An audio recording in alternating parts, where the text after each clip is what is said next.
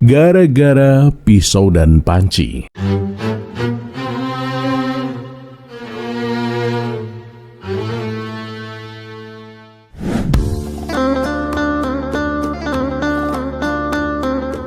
Assalamualaikum warahmatullahi wabarakatuh. Semoga semua kebaikan terlimpah kepada kita semua. Amin ya rabbal alamin. Bagaimana jadinya jika kebohongan dibalas dengan kecerdikan yang lebih halus?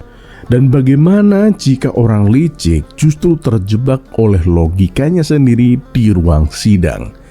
Kisah ini bukan sekedar tentang panci atau pisau, tapi tentang pelajaran bagi siapapun yang suka mencari keuntungan dari penderitaan orang lain. Dan inilah kisah lengkapnya. Dikisahkan pada suatu hari Abu Jahil sedang kebingungan. Pasalnya panci yang biasa digunakannya ternyata sudah bocor. Padahal saat itu ia ingin menanak nasi. Dan akhirnya terbesit di hati Abu Jahil untuk meminjam panci kepada Hasan. Maka pergilah ia ke rumah Hasan. Hasan adalah tetangga yang baik hati. Ia sering membantu sesama apabila ada yang membutuhkan. "Wahai kawan, bolehkah aku meminjam pancimu?" tanya Abu Jahil. "Panci? Tentu saja bolehlah Abu Jahil. Tapi tumben kamu meminjam panci?" balas Hasan. "Tadi ketika aku mau menanak nasi, ternyata pancinya rusak Hasan," jawab Abu Jahil. Hasan pun meminjamkan panci kepadanya. Tapi namanya saja Abu Jahil, ketika meminjam barang tidak lekas dikembalikan. Barulah setelah seminggu berlalu ia mengembalikannya kepada Hasan. Namun ia tak menyadari bahwa pisau miliknya tertinggal di dalam panci tersebut. Begitu pula dengan Hasan, ia pun tidak mengetahui akan hal itu.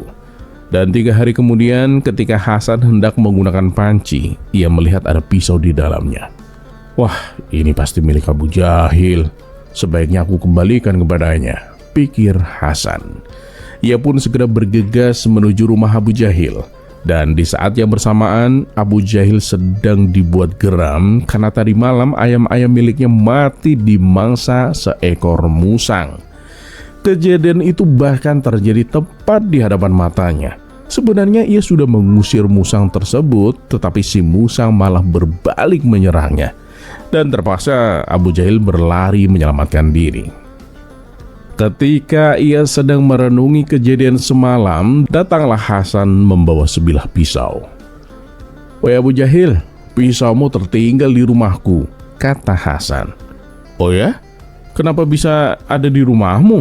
tanya Abu Jahil. "Tempo hari, waktu kamu mengembalikan panci, pisaumu tertinggal di dalamnya," jawab Hasan. Mendengar itu muncullah ide licik dalam diri Abu Jahil. Ia mendapatkan akal untuk meminta ganti rugi atas kematian ayam-ayamnya. "Oh, gara-gara kamu ini ayam-ayamku mati dimangsa musang," bentak Abu Jahil. Hasan tentu saja heran. Bukannya berterima kasih, Abu Jahil malah memarahinya. "Maksudmu apa Abu Jahil? Dan kenapa kamu menyalahkanku?" tanya Hasan. "Tadi malam seekor musang memangsa ayam-ayamku. Andai saja pisaunya segera kamu kembalikan, musang itu pasti bisa kubunuh dan aku tidak akan kehilangan ayam-ayamku." Hasan semakin bingung mendengar cerita aneh itu. Dan lagi pula Abu Jahil sendiri yang menaruh pisaunya di dalam panci. "Tapi aku baru mengetahuinya tadi siang kalau pisaumu ada di dalam panciku," jelas Hasan. Aku tidak mau tahu. Pokoknya kamu harus bertanggung jawab. Akibat keteledoranmu, ayam-ayamku mati semua. Kamu harus mengganti semuanya," balas Abu Jahil. Hasan yang takut memilih menuruti permintaannya. Ia pun memberikan sejumlah uang sebagai ganti rugi. Selepas Hasan pergi, Abu Jahil merasa senang karena mendapatkan uang pengganti atas ayam-ayamnya yang mati. Dan keesokan harinya datanglah Abu Nawas ke rumah Hasan. Ia juga hendak meminjam panci. "Maaf Abu Nawas, aku tidak bisa," kata Hasan. "Waduh, mengapa sekarang jadi pelit kamu? Apa aku harus menyewanya agar kamu dapat duit? Tanya Abu Nawas. Bukan begitu Abu Nawas. Aku tak ingin kejadian kemarin terulang, jawab Hasan.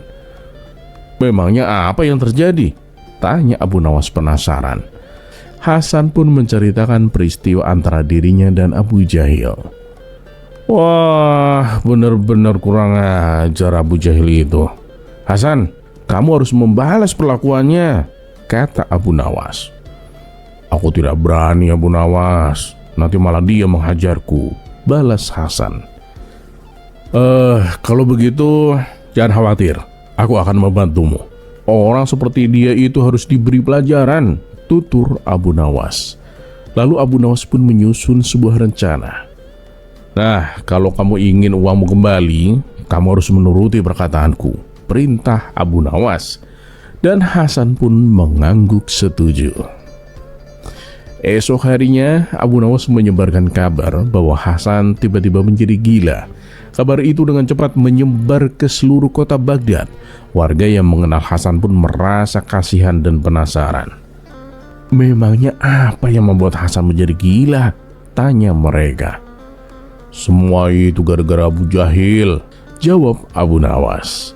Sontak para penduduk menjadi geram dan menghujat Abu Jahil. Dalam sehari namanya pun menjadi bahan gunjingan. Kabar itu pun sampai ke telinga Abu Jahil. Ia tidak terima dan mengadu kepada Tuan Hakim. Ia menuntut Abu Nawas dipenjara dan membayar ganti rugi karena telah mencemarkan nama baiknya. Abu Nawas pun dipanggil ke ruang sidang. Wahai Abu Nawas, apa benar kamu menyebarkan berita bahwa Hasan itu menjadi gila gara-gara Abu Jahil? Tanya Tuan Hakim. Benar, Yang Mulia, jawab Abu Nawas. Mana buktinya? Tanya Abu Jahil. Baik, akan aku buktikan. Dan Hasan pun dipanggil dan pura-pura menjadi orang gila. Ini buktinya Yang Mulia, kata Abu Nawas. Jangan fitnah kamu. Bisa saja dia itu pura-pura, protes Abu Jahil. Ruang sidang menjadi ricuh hingga Tuan Hakim pun membentak mereka agar diam. Sekarang jelaskan, apa kesalahan Abu Jahil sehingga membuat Hasan ini menjadi gila, Abu Nawas? Tanya Tuan Hakim. Begini Tuan Hakim, seminggu yang lalu Abu Jahil kan meminjam panci kepada Hasan.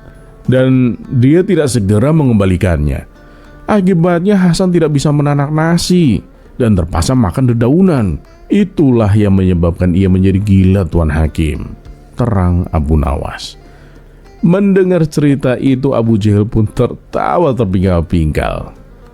Yang Mulia dengar sendiri kan. Apa hubungannya panci dengan gila?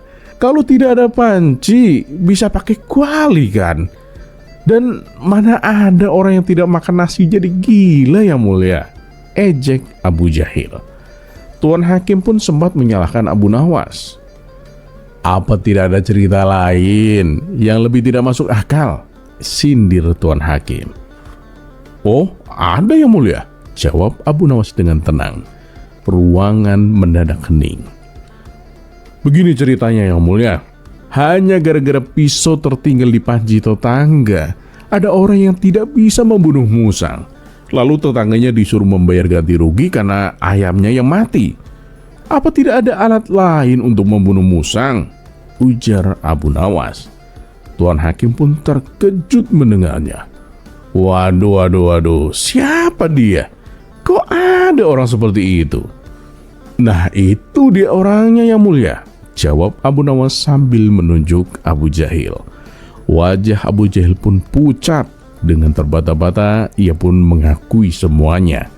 Hasan yang tadinya berpura-pura gila pun menceritakan kejadian sebenarnya dari awal hingga akhir. Dan akhirnya Tuan Hakim pun berkata dengan tegas, Abu Jahil, perbuatanmu ini sangat keterlaluan. Sekarang kamu pilih, dipenjara 1 tahun atau mengembalikan uang Hasan 2 kali lipat. Dan dengan terpaksa Abu Jahil pun memilih untuk mengembalikan uang tersebut 2 kali lipat. Berkat kecerdikan Abu Nawas inilah Hasan mendapatkan kembali uangnya, bahkan menjadi 2 kali lipat. Dan sejak saat itu Abu Jahil tidak lagi berani berbuat sewenang-wenang kepada Hasan.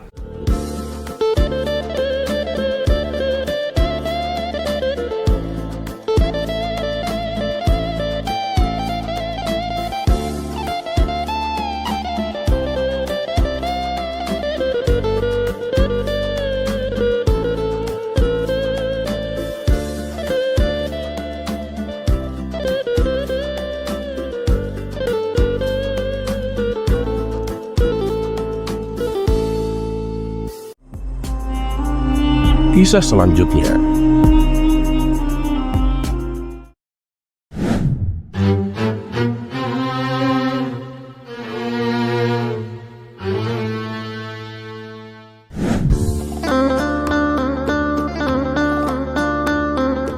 Suatu hari, Abu Jahil mendatangi Abu Nawas dengan wajah penuh rasa ingin tahu. Seperti biasa, Abu Jahil selalu mencari cara untuk membuat Abu Nawas pusing dengan pertanyaan-pertanyaan yang sulit. "Abu Nawas, aku punya satu pertanyaan serius untukmu," kata Abu Jahil sambil menyilangkan tangan di dada. Abu Nawas yang sedang santai menyeruput teh menjawab dengan tenang. "Apalagi kali ini, Abu Jahil? Jangan-jangan pertanyaanmu hanya untuk menjebakku lagi?" "Oh tidak, Abu Nawas," balas Abu Jahil. "Aku ingin tahu pendapatmu tentang hukum menikah siri. Apakah itu sah atau enggak?" Abu Nawas pun tersenyum tipis. Ia tahu ini bukan pertanyaan biasa. "Hukum menikah siri? Pertanyaanmu cukup menarik. Tapi sebelum aku menjawab, aku ingin tahu dulu, kenapa kamu bertanya soal ini?" Abu Jahil pun terlihat gelagapan. Itu hanya rasa penasaran, tidak ada maksud apa-apa kok." Abu Nawas pun tertawa kecil. "Baiklah, dengar baik-baik Abu Jahil. Menikah siri itu sebenarnya sah secara agama, asalkan memenuhi syarat dan rukun nikah, seperti adanya wali, 2 saksi, mahar, dan ijab kabul. Namun, menikah siri sering menimbulkan masalah karena tidak tercatat secara resmi di pemerintahan. Jika terjadi masalah seperti perceraian atau hak waris, sulit untuk diselesaikan secara hukum." Abu Jahil pun mengangguk-ngangguk lalu bertanya, "Jadi menurutmu apakah menikah siri itu buruk?" Abu Nawas pun mengusap dagunya, berpikir sejenak lalu menjawab, "Menikah siri itu seperti memakan buah durian di tengah hutan, Abu Jahil. Jika dilakukan dengan benar, baunya harum dan rasanya juga manis. Tapi jika kamu lupa aturan, bisa saja kamu makan durian busuk, bahkan tertusuk durinya." Mendengar jawaban itu, Abu Jahil pun makin bingung sekaligus penasaran. "Apa maksudmu dengan durian?" Abu Nawas pun tersenyum lebar. "Maksudku, menikah itu bukan hanya tentang sah di mata agama, tapi juga harus dipikirkan akibatnya. Jika kamu menikah siri tanpa alasan kuat, hanya karena ingin sembunyi-sembunyi, itu seperti durian busuk. Masalahnya akan lebih banyak daripada keuntungannya, Abu Jahil." Abu Jahil pun terdiam, lalu bertanya dengan suara lirih, "Kalau begitu, bagaimana caranya agar menikah itu benar-benar berkah?" Abu Nawas pun menepuk pundak Abu Jahil. "Mudah saja sahabatku, nikahilah seseorang dengan niat yang tulus.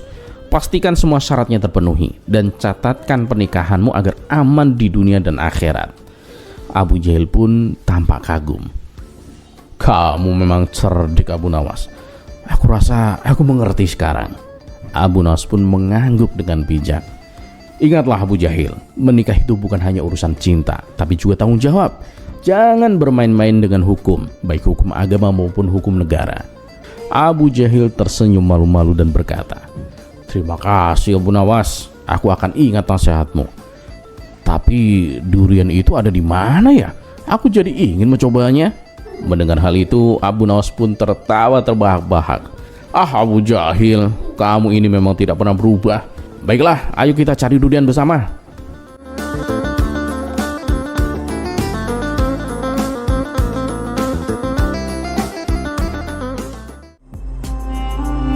Kisah selanjutnya.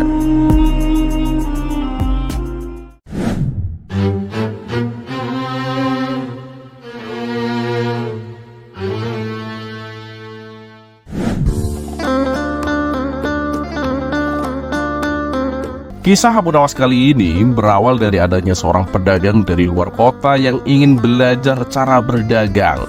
Pasalnya, setiap kali ia membuka usaha selalu saja mengalami kerugian. Kemudian, salah satu kawannya menyarankan agar ia menemui Abu Nawas. Abu Nawas? Siapa itu Abu Nawas? Dan di mana lagi alamatnya? Tanya si pedagang. Sudah, ikuti saja saranku. Dia itu menetap di kota Baghdad. Pergilah ke sana kalau kau ingin mencobainya. Tapi ingat ya, jangan tertipu oleh penampilannya, pesan kawannya. Dan benar saja, pada keesokan harinya berangkatlah ia untuk menemui Abu Nawas. Setibanya di kota Baghdad, ia pun bertanya kepada penduduk setempat di mana rumah Abu Nawas berada. Karena Abu Nawas adalah tokoh terkenal, banyak masyarakat yang tahu dan menunjukkan alamat rumahnya. Namun tatkala ia menjumpai Abu Nawas, ia sempat ragu dan bimbang. Hal ini dikarenakan penampilan dan tingkah laku Abu Nawas yang terlihat seperti orang gila. Akan tetapi setelah ia teringat akan pesan kawannya, ia pun segera membuang jauh-jauh perasaan itu. Tuan, benarkah Anda yang bernama Abu Nawas? Tanya si pedagang. Ya, itu saya. Dan kamu siapa ya? Tanya balik Abu Nawas. Perkenalkan, saya Tuan Abu. Saya pedagang dari luar kota. Tujuan saya datang kemari untuk meminta saran kepada Tuan Abu, jawab si pedagang. Oh, silahkan. Apa yang bisa aku bantu? Tanya Abu Nawas kembali. Berilah saya saran Tuan, agar usaha saya memperoleh keuntungan yang banyak, pinta si pedagang. Sejenak Abu Nawas terdiam. Tak lama kemudian ia pun berkata, saranku sih cuma kamu belilah kapas dan besi, dan tunggulah selama sebulan, lalu kamu jual lagi ke pasar. Setelah mendapat saran tersebut, pulanglah si pedagang. Ia lalu membeli kapas dan besi dengan jumlah yang cukup lumayan banyak.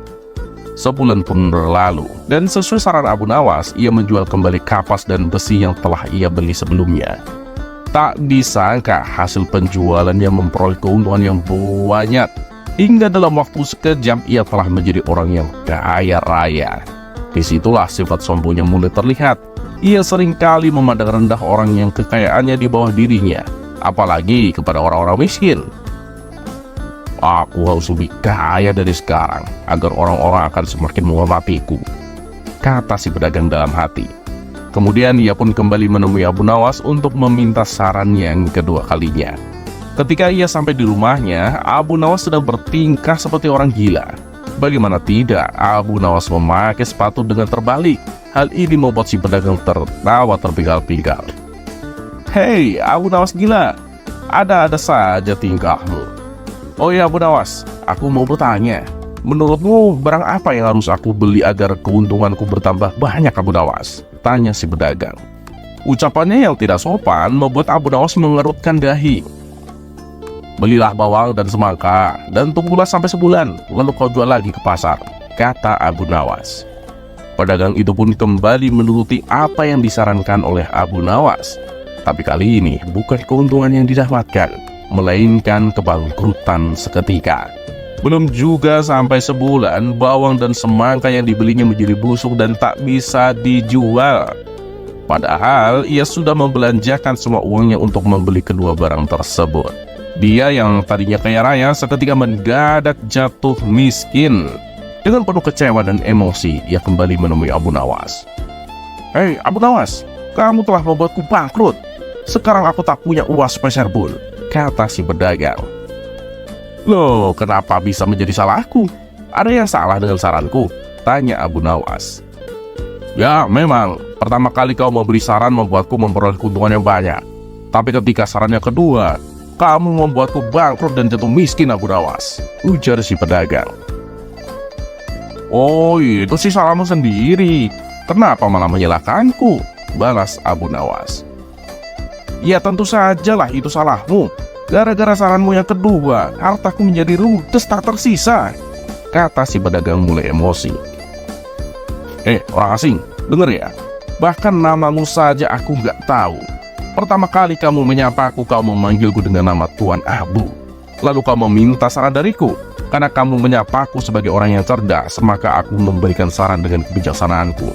Tapi waktu kau meminta saran kedua kalinya, kamu menyapaku dengan panggilan Abu Nawas gila. Maka aku pun memberimu saran layaknya orang gila.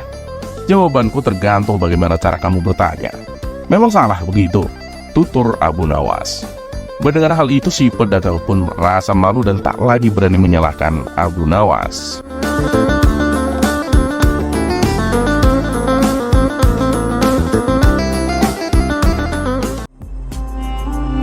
Kisah selanjutnya.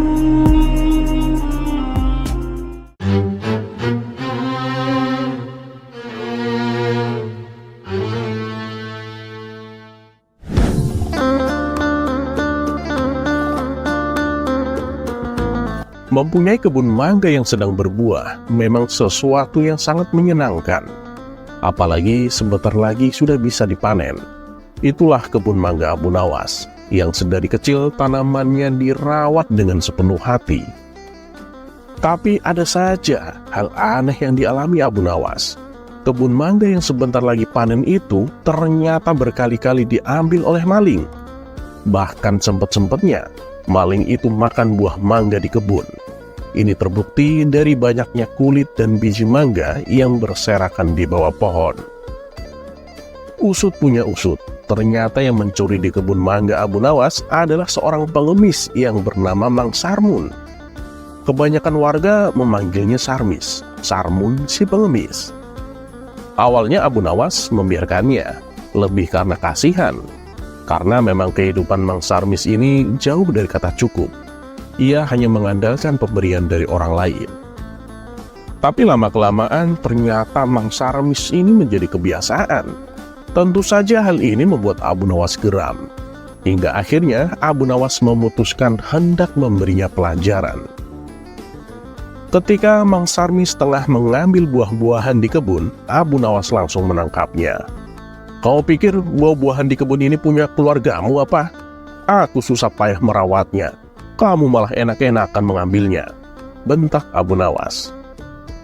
Tapi dengan entengnya, Mang Sarmis membalas, "Loh, kamu gak tahu? Aku ini kan hamba yang dicintai Allah. Bukankah Allah mencintai fakir miskin? Dan kebun ini sejatinya adalah milik Allah, kan? Begitu juga buah-buahan yang ada di dalamnya. Jadi, aku hanya memakan yang merupakan milik Allah. Karena aku ini kan hamba Allah yang dicintainya." Mendengar hal itu, Abu Nawas pun hanya terdiam. Karena pada dasarnya apa yang dikatakan Mang Sarmis memang benar adanya. Ia pun lalu melepaskan Mang Sarmis. Rupanya alasan tersebut selalu diucapkan manakala tertangkap basah mengambil buah di kebun Abu Nawas. Dan lagi-lagi Abu Nawas kembali melepaskannya.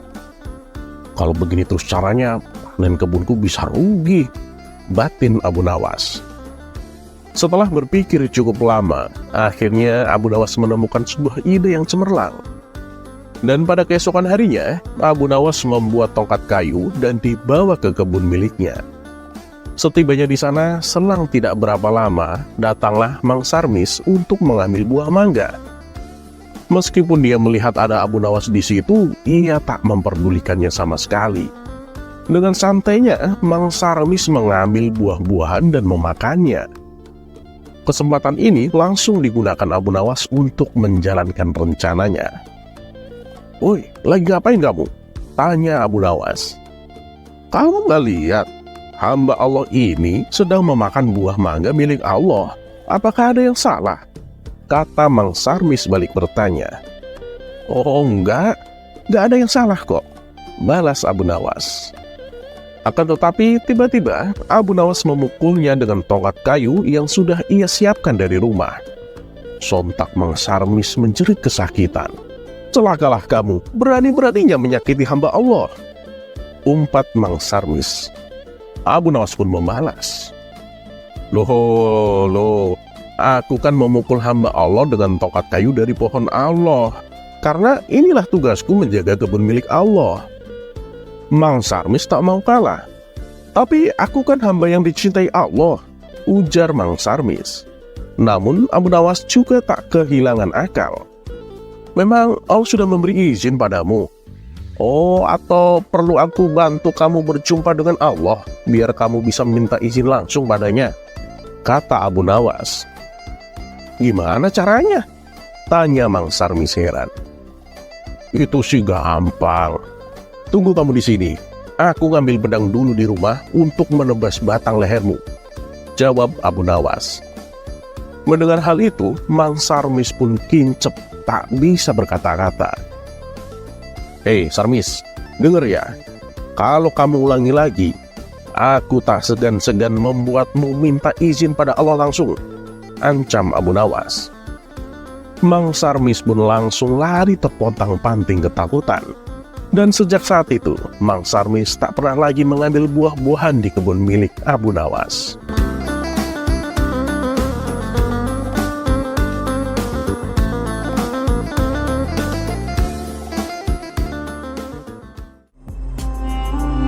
Kisah selanjutnya.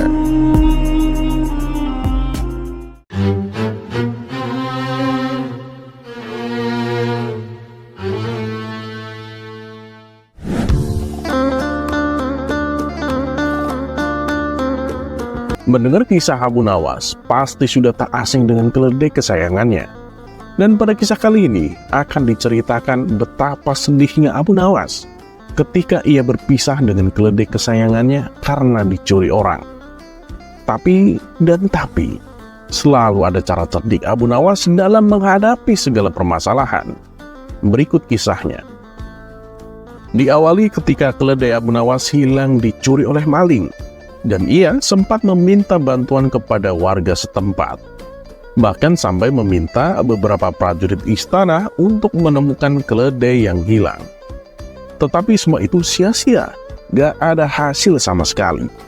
Boro-boro ketemu keledainya, mencari petunjuknya saja gak ketemu. Begitu lihai si pencuri ini. Seminggu pun berlalu, Abu Nawas masih larut dalam kesedihan. Keledainya tak terdengar bagaimana nasibnya, lagi di mana, dengan siapa, dan lagi berbuat apa. Begitulah kira-kira pertanyaan-pertanyaan yang muncul di benak Abu Nawas. Akhirnya Abu Nawas nekat menggunakan akal cerdiknya, dan ini adalah harapan satu-satunya agar keledainya bisa kembali. Ia pun segera pergi ke tengah alun-alun dan berteriak di hadapan orang-orang. Woi hadirin sekalian, saya ada pengumuman hadiah yang besar untuk kalian. Bagi siapa saja yang bisa menemukan keledaiku, akan aku beri hadiah 10 dinar. Sontak para warga yang mendengarnya pun terkejut. Wah, besar sekali hadiahnya. Nggak salah nih, harga keledainya saja kan paling 5 dinar, kata salah satu warga. Ya wajar lah, itu kan keledai kesayangannya, sahut warga lainnya. Rupa-rupanya pengumuman tersebut didengar oleh si pencuri yang kebetulan sedang berada di alun-alun. Dalam hati si pencuri berkata, kalau dijual di pasar paling laku 4 dinar. Kalau aku kembalikan, aku bisa dapat 10 dinar. Tapi si pencuri bingung bagaimana caranya supaya bisa mengembalikan keledai tanpa diketahui bahwa dialah pencurinya. Ngapain mikir repot-repot? Bilang saja aku menemukannya di hutan. Kalau sampai dia menuduhku mencuri, dia kan gak punya bukti, dan aku bisa menuntutnya kembali, pikir si pencuri. Maka pada keesokan harinya pergilah ia menuju rumah Abu Nawas. Tuan Abu, saya menemukan keledaimu tuan, kata si pencuri sambil menunjuk keledai yang dibawanya. Wah, terima kasih sekali. Ngomong-ngomong, Anda namanya siapa? Dan Anda dari mana asalnya? Tanya Abu Nawas. Nama saya Sarmun tuan, saya dari kampung seberang, jawab si pencuri dengan asal. Terima kasih sekali lagi Tuan Sarmun. Kalau boleh tahu, Tuan Sarmun menemukan keledai saya di mana? Tanya Abu Nawas. Aku menemukannya di hutan tuan. Saat itu aku sedang mencari kayu bakar, jawab si Sarmun. Oh, di hutan ya, balas Abu Nawas. Kenapa tuan? Apa tuan gak percaya? Tuan akan menuduh saya yang mencurinya, tanya balik si Sarmun. Oh tidak, kamu jangan salah paham dong, ujar Abu Nawas. Ya baguslah kalau begitu, saya kan datang kemari dengan tujuan baik. Jangan sampai tujuan baikku ini malah dibalas dengan keburukan Tuan, tutur si Sarmun. Tentu saja tidak. Saya justru ingin berterima kasih kepada Tuan Sarmun. Ini uang 10 dinar untukmu, kata Abu Nawas sambil memberikan uangnya. Si Sarmun pun senang bukan main. Oh iya, ngomong-ngomong, kamu suka memelihara keledai ya, Tuan Sarmun? Tanya Abu Nawas. Enggak, Tuan. Saya tidak suka memelihara binatang, jawab si Sarmun. Oh begitu ya? Jadi di rumahmu tidak ada binatang sama sekali? Tanya balik Abu Nawas. Enggak ada, Tuan. Saya tidak pernah memelihara binatang apapun. Ya sudah, Tuan ya, saya permisi dulu. Jaga keledainya baik-baik, jangan sampai hilang lagi, balas Mang Sarmun sambil berjalan pergi. Setelah pencuri yang mengaku namanya Sarmun itu pergi, Abu Nawas mengamati keledainya yang telah kembali itu dengan hati yang sangat gembira. Ia curahkan segala kerinduan kepadanya. Tapi Abu Nawas baru menyadari ada sesuatu yang berbeda dari keledainya. Dan itu membuat Abu Nawas heran. Keledaiku kok bertambah gemuk ya? Ini pasti diberi makan banyak oleh pencurinya, pikir Abu Nawas. Abu Nawas pun tak terlena dengan kembalinya keledai itu. Ia tetap pada rencana awal yang ia mulai dari pengumuman berhadiah. Kemudian ia pun menjalankan rencana selanjutnya. Selama seharian, ia sengaja tidak memberi makan keledainya dan membiarkan kandangnya terbuka. Hal ini tentu membuat si keledai merasa kelaparan, dan nalurinya mencari makan pun muncul. Karena pintu kandangnya terbuka, keledai itu pun keluar mencari makan. Ketika si keledai pergi meninggalkan kandang, secara diam-diam Abu Nawas mengikutinya dari belakang.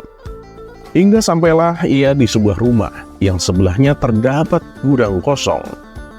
Si keledai pun lalu masuk ke dalamnya. Tak berselang lama, si pemilik rumah pun keluar. Ternyata dia adalah Sarmun yang mengembalikan keledai Abu Nawas. Wah, jadi kamu pencurinya? Sarmun. Sekarang nggak bisa mengelak kamu, Sarmun, bentak Abu Nawas. Apa buktinya? Jangan asal tuduh kamu, balas si Sarmun tidak terima. Itu keledaiku masuk ke gudangmu. Sengaja seharian gak aku kasih makan. Tak kasih tahu ya, keledai itu pasti akan mencari tuan yang lain kalau tuan yang pertamanya gak ngasih makan. Dan keledaiku sudah menganggapmu sebagai tuan kedua. Tahu kenapa? Karena kamu rutin memberinya makan setiap hari. Terus kemarin kamu bilang katanya kamu tidak suka binatang dan tak pernah memelihara binatang. Tapi itu di dalam gudangmu ada makanan binatang dan juga ada telek keledai, terang Abu Nawas. Mendengar hal itu, Mang Sarmun pun tak bisa mengelak dengan bukti-bukti yang Abu Nawas sebutkan. Maafkan saya, Tuan. Saya berjanji tidak akan mengulanginya, kata Mang Sarmun memelas. Oke, Mun, aku akan memaafkanmu, tapi dengan syarat. Kamu harus mengembalikan uang 10 dinarku, ujar Abu Nawas.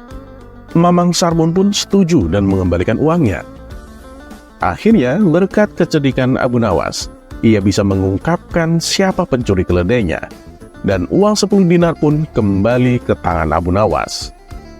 Dan usut punya usut, ternyata nama asli dari Mang Sarmun adalah siapa? Siapa menurut kalian? Tulis di kolom komentar. Semoga bermanfaat dan seperti biasa, terima kasih. Wassalamualaikum warahmatullahi wabarakatuh. Kisah selanjutnya.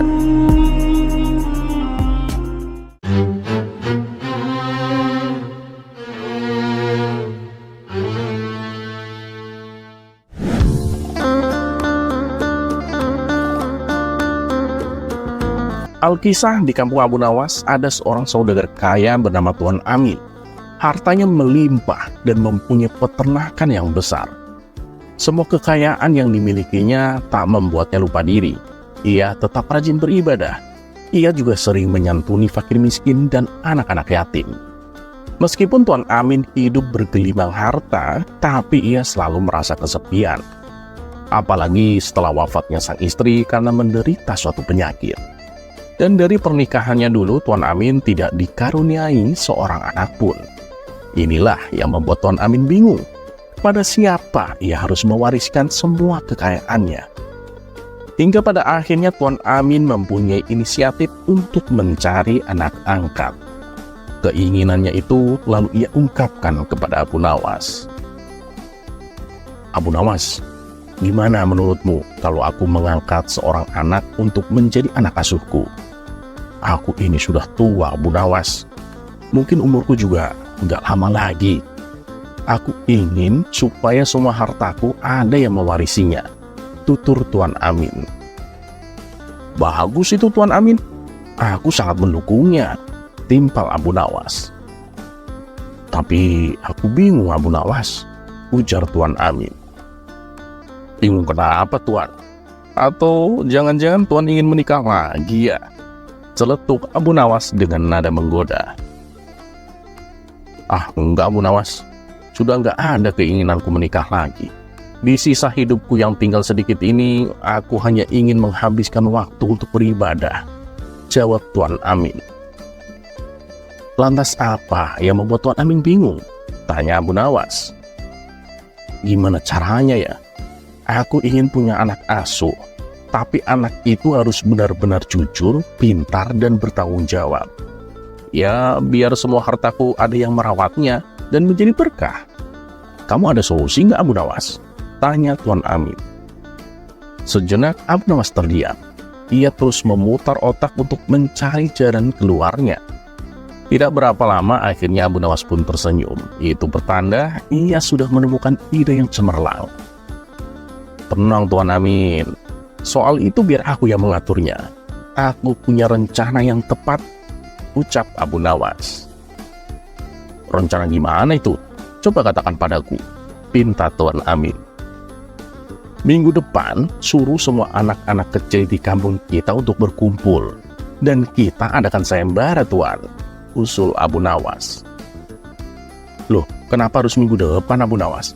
Kenapa nggak besok pagi aja? Tanya Tuan Amin heran.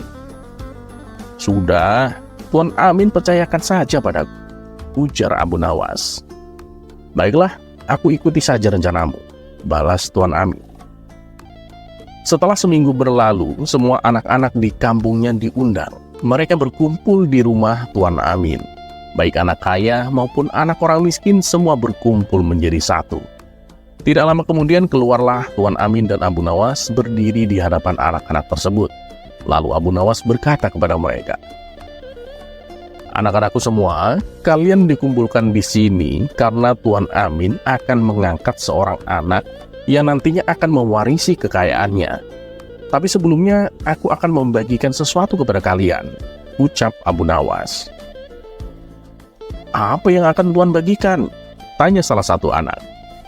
"Aku akan membagikan benih bunga ini.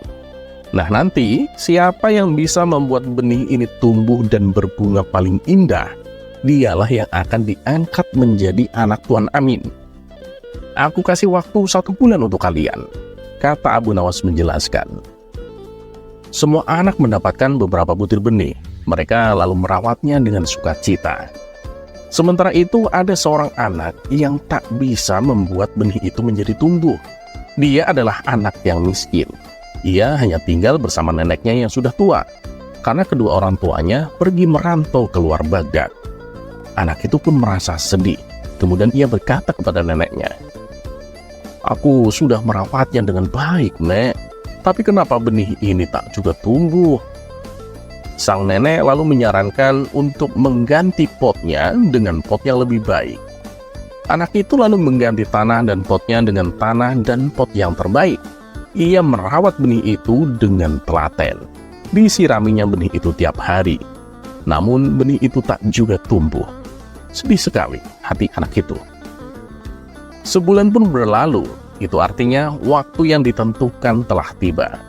Semua anak kembali berkumpul di halaman rumah Tuan Amin, termasuk si anak miskin tersebut.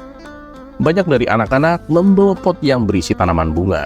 Dari yang bunganya hanya satu sampai yang bunganya banyak dan daunnya juga lebat. Tapi si anak miskin itu hanya membawa pot berisi tanah tanpa ada tanaman bunga sama sekali. Dan banyak pula anak-anak yang sama dengannya, membawa pot berisi tanah tanpa tanaman bunga. Tidak lama kemudian, Abu Nawas dan Tuan Amin keluar menemui mereka. Dilihatnya beberapa pot berisi bunga yang dibawa mereka. Tiba-tiba Abu Nawas mendengar isak tangis dari salah satu anak yang ikut berkumpul. Dialah si anak miskin yang biji bunganya tak tumbuh. Abu Nawas dan Tuan Amin segera menghampirinya. "Kenapa kamu menangis?" tanya Abu Nawas. "Maafkan saya, Tuan. Saya sudah merawat benih ini dengan baik. Tapi benih ini tak mau tumbuh, Tuan," jawab si anak sambil menangis terisak. Abu Nawas pun tersenyum mendengar pengakuan anak miskin itu. Lalu ia langsung mengumumkan di hadapan mereka bahwa anak yang bernama Ali Mustafa yang menjadi pemenangnya dan akan menjadi anak angkat Tuan Amin. Mereka pun heran dengan keputusan Abu Nawas, terutama anak-anak yang membawa pot berisi tanah tanpa tanaman bunga. Tuan Amin kemudian mempertanyakan keputusan tersebut karena Abu Nawas memutuskannya dengan begitu cepat. "Abu Nawas, apa sudah benar keputusanmu itu? Kenapa tidak kau periksa satu-satu tanaman yang mereka bawa?" Dengan wajah tersenyum Abu Nawas menjelaskan, "Tuan Amin, kenapa saya memilih Ali? Karena dia adalah anak yang jujur, pintar, dan bertanggung jawab. Benih yang aku bagikan kepada mereka semuanya adalah benih pilihan, benih yang paling bagus dan sudah pasti tumbuh. Makanya Ali yang menjadi pemenangnya. Karena tanaman bunga yang dibawa Ali adalah tanaman yang paling bagus, paling banyak bunganya, dan paling lebat daunnya. Itu membuktikan Ali adalah anak yang pintar dan bertanggung jawab. Ia pandai merawat tanamannya, dan ia sangat bertanggung jawab hingga tanamannya menjadi yang terbaik. Dan yang tak kalah penting, Ali juga jujur. Nah, kalau anak-anak yang membawa pot hanya berisi tanah tanpa ada tanaman bunga, itu berarti mereka tidak jujur, atau juga mereka tidak pintar," jelas Abu Nawas. Mendengar penjelasan itu, Tuan Amin memuji akan kecerdikan Abu Nawas. "Bukankah Tuan mencari anak yang jujur, pintar, dan bertanggung jawab?" ucap Abu Nawas kepada Tuan Amin. Ali Mustafa akhirnya diangkat menjadi anak Tuan Amin dan berhak mengelola semua aset kekayaan Tuan Amin. Usut punya usut, kenapa Abu Nawas mengatakan bahwa anak yang membawa pot hanya berisi tanah tanpa tanaman bunga adalah tidak jujur? Karena seminggu sebelumnya Abu Nawas telah menceritakan kisah yang hampir sama kepada mereka semua, yaitu tentang kejujuran dalam biji rebusan. Dan itu juga kenapa Abu Nawas menunda waktu seminggu untuk membuat sayembara. Adapun anak yang menangis karena bijinya tidak tumbuh itu karena dia tidak tahu cara merawat biji tanaman, hingga terlalu banyak menyiraminya sampai membuat bijinya busuk.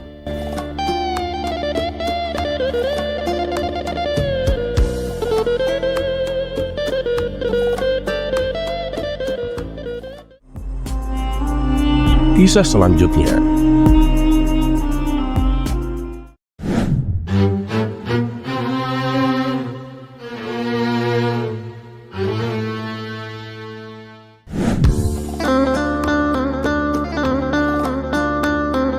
Di negeri Baghdad yang makmur, Baginda Raja tiba-tiba mengadakan sayembara yang sangat aneh dan membuat gempar seisi kota. Isinya adalah, barang siapa yang bisa menggerakkan pedang ini tanpa menyentuhnya, akan aku hadiahi dengan emas seberat pedang itu.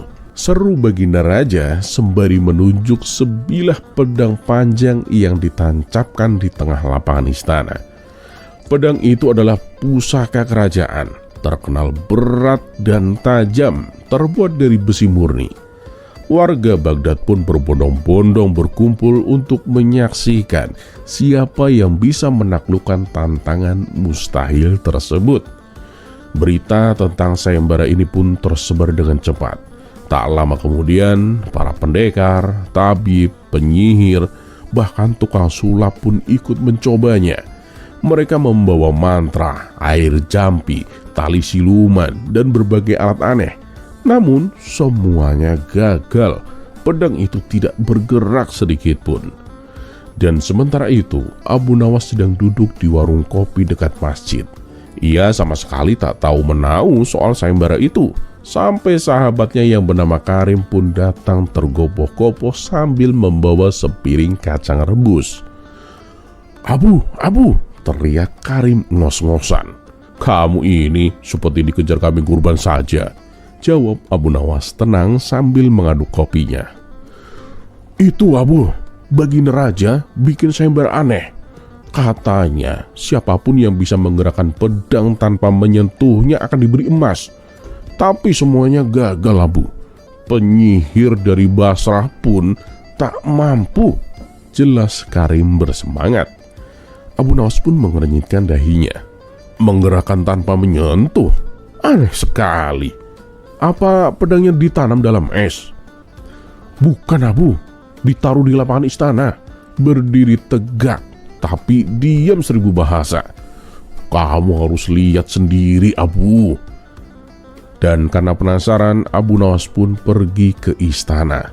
Ia melihat pedang itu memang tampak biasa, namun tantangannya itu luar biasa.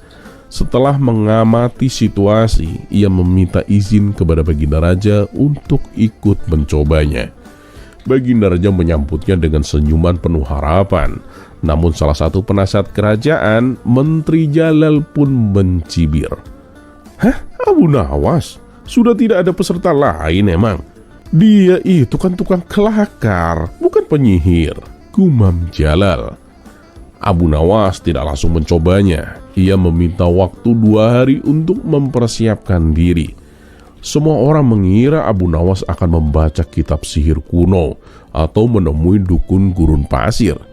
Tapi tidak, ia malah sibuk keliling pasar, masuk ke toko barang bekas, bahkan ke bengkel pandai besi.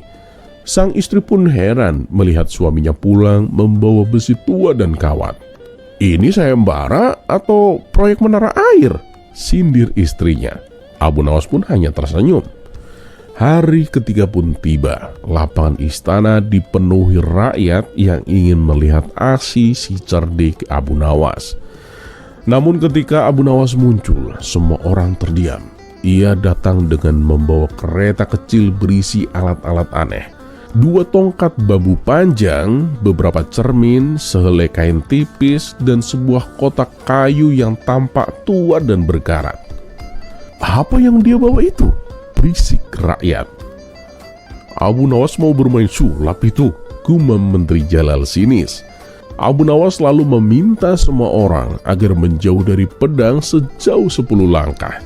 Ia lalu menancapkan 2 tongkat bambu di tanah, di kiri dan kanan pedang.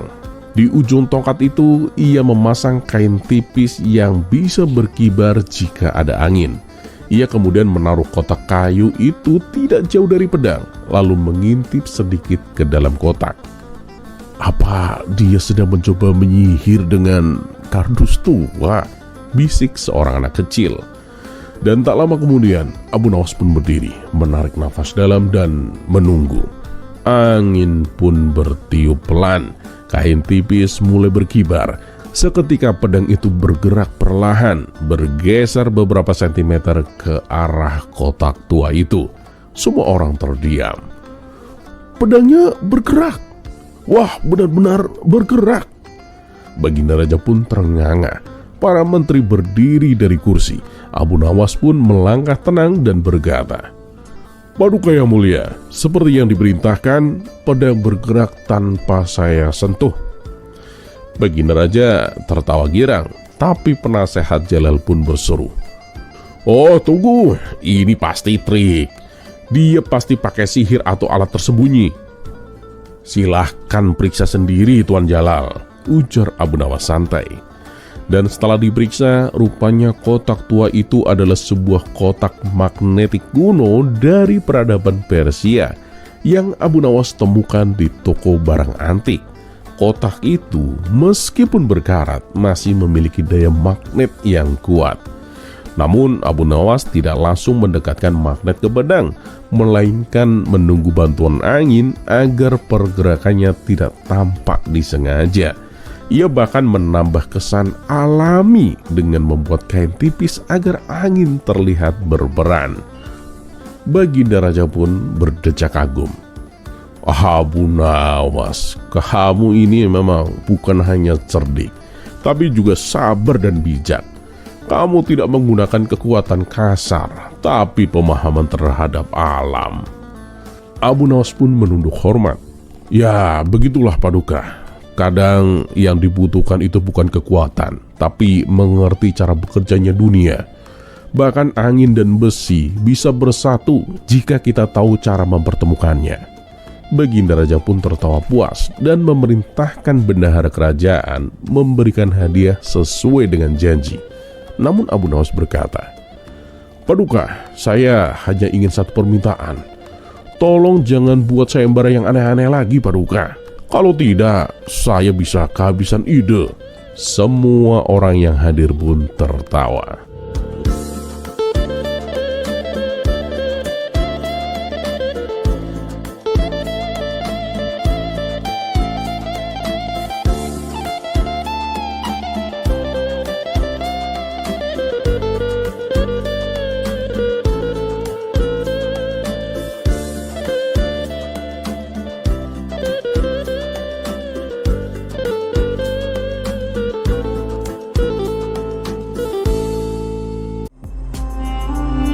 Kisah selanjutnya.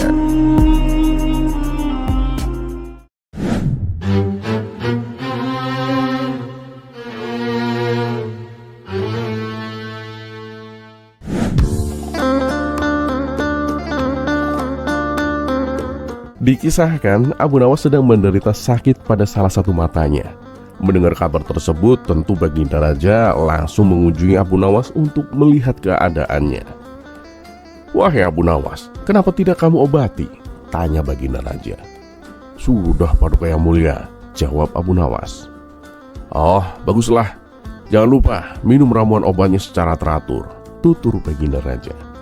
Setelah berbincang panjang dan lebar, Baginda Raja pun iseng-iseng bertanya. Abu Nawas, menurutmu apakah sakit mata itu ada manfaatnya? Abu Nawas pun dengan santai menjawab. Ya, tentu saja adalah Paduka. Bahkan bisa menghasilkan uang, Paduka.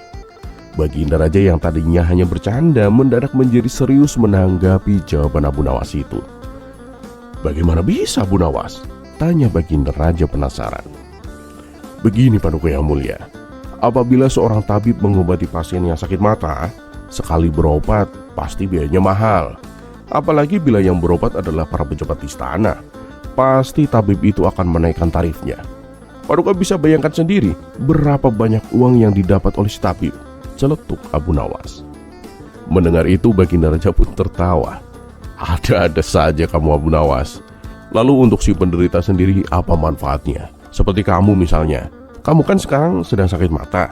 Apa manfaatnya untukmu? Tanya Baginda Raja. Ya, dengan adanya sakit mata, saya jadi semakin disayang istri Paduka, jawab Abu Nawas.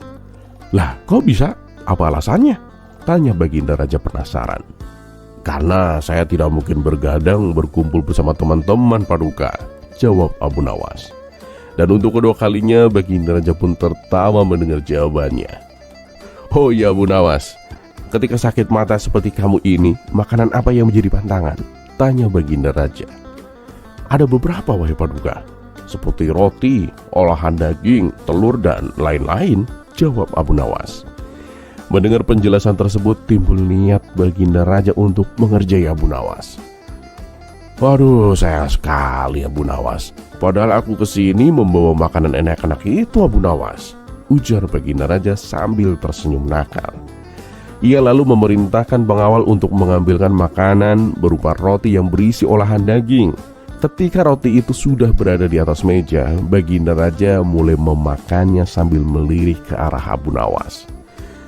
Bah, rotinya lezat sekali Abu Nawas. Apalagi nih, ada daging di dalamnya, ledek Baginda Raja. Abu Nawas yang dari tadi melihatnya mulai tak kuasa menahan diri. Ia pun segera mengambil roti di atas meja itu dan langsung memakannya. Tentu saja Baginda Raja terkejut dan bertanya, Hei Abu Nawas, matamu itu kan sedang sakit. Apa kamu tidak takut? Tanya Baginda Raja. Jangan khawatir Paduka, yang sakit kan mata sebelah kanan, sedangkan aku sekarang memakannya pakai mata sebelah kiri Paduka, jawab Abu Nawas sambil meneruskan makannya. Spontan Baginda Raja pun tertawa terpinggal-pinggal melihat kecerdikan Abu Nawas itu.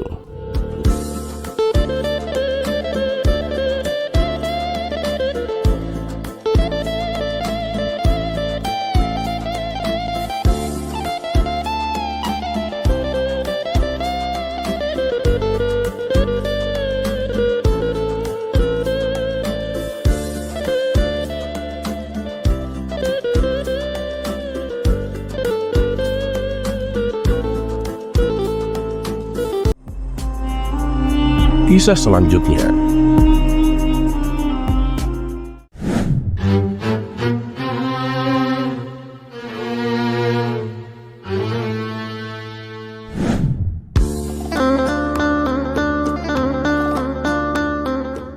Abu Nawas memang orang yang mempunyai jiwa sosial yang tinggi, sering salam sapa, dan tak jarang pula nongkrong bersama kawan-kawannya. Sebenarnya sang istri tak mempermasalahkan hal itu, asal Abu Nawas ingat waktu.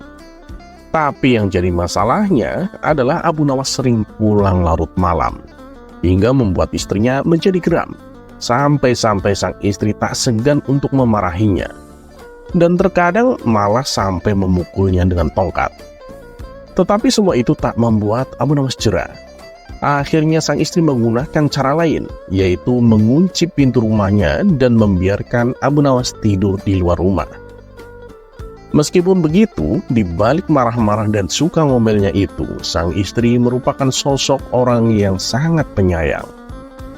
Hingga pada suatu hari, Abu Nawas dipanggil ke istana menghadap Baginda Raja. Dan setibanya di sana, Baginda Raja menyambutnya dan mempersilahkan duduk. Kemudian Abu Nawas bertanya, "Paduka yang mulia, ada gerangan apa Paduka memanggil hamba?" Baginda Raja kemudian menjawab, "Gini Abu Nawas, kemarin aku ke negeri sahabatku. Aku diberi teka-teki yang sulit. Bahkan sampai sekarang aku masih tidak tahu apa jawaban dari teka-teki itu," kata Baginda Raja. "Oh, cuman karena itu," balas Abu Nawas. "Memangnya kamu bisa menjawabnya?" tanya Baginda Raja. "Teka-tekinya saja saya nggak tahu Paduka. Bagaimana saya bisa menjawab? Coba Paduka beritahu saya apa teka-tekinya," pinta Abu Nawas. "Kamu serius? Pasti tahu jawabannya Abu Nawas?" tanya Baginda Raja. "Ya, selama ini memang ada yang nggak bisa saya jawab Paduka," kata Abu Nawas dengan sombong. "Baiklah Abu Nawas, tapi ingat, kalau sampai jawabanmu salah, ada hukuman menantimu. Kalau jawabanmu benar, kamu akan dapat hadiah dariku," tegas Baginda Raja. "Insya Allah Paduka, saya siap," sahut Abu Nawas. Begini teka-tekinya Abu Nawas. Apa yang bisa membuat orang sedih di saat bahagia, dan di waktu yang sama juga membuat orang itu menjadi bahagia di saat sedih? Tapi jawabannya cuma satu, jelas Baginda Raja. Sejenak Abu Nawas terdiam. Ia tampak serius mencari jawaban atas teka-teki tersebut. Tiba-tiba terlintas di benak Abu Nawas sosok bayangan yang selama ini menghantuinya. Ia pun langsung tersenyum dan berkata kepada Baginda Raja, "Aku sudah tahu jawabannya Paduka," kata Abu Nawas memberitahu. "Wah, yang benar Abu Nawas, cepat sekali kau dapat jawabannya. Pikirkanlah dulu benar-benar. Ingat ketentuannya. Kalau sampai kamu salah, ada hukuman menantimu," kata Baginda Raja mewanti-wanti. "Tenang Paduka, ini jawaban sudah paling tepat. Bahkan ini sudah sekian lama menghantui saya. Dan ternyata ini adalah jawaban atas teka-teki Paduka," jawab Abu Nawas dengan yakin. "Baiklah Abu Nawas, apa jawabannya?" tanya Baginda Raja. "Jawabannya adalah istri saya Paduka," terang Abu Nawas. Baginda Raja pun heran dan kemudian bertanya, "Loh, kok istrimu? Coba jelasin apa maksudnya?" Abu Nawas kemudian membalas, "Jadi begini Paduka, saat saya sedang bahagia kumpul nongkrong bersama kawan-kawan, Tiba-tiba istri saya datang, memukulku pakai tongkat dan menyuruhku untuk segera pulang. Nah itu dia membuatku sedih di saat bahagia. Tapi di saat itu juga saya merasa bahagia. Karena bersamaan dengan kedatangan istri saya, Tuan Hamid juga datang untuk menagih hutangnya padaku. Jelas Abu Nawas. Spontan Baginda Raja tertawa terpingal-pingal mendengar jawaban Abu Nawas. Ia pun diberi hadiah oleh Baginda Raja sekantong koin emas. Ini hadiahmu Abu Nawas. Jangan lupa lunasi utangmu ke Tuan Hamid, kata Baginda Raja sambil terus tertawa.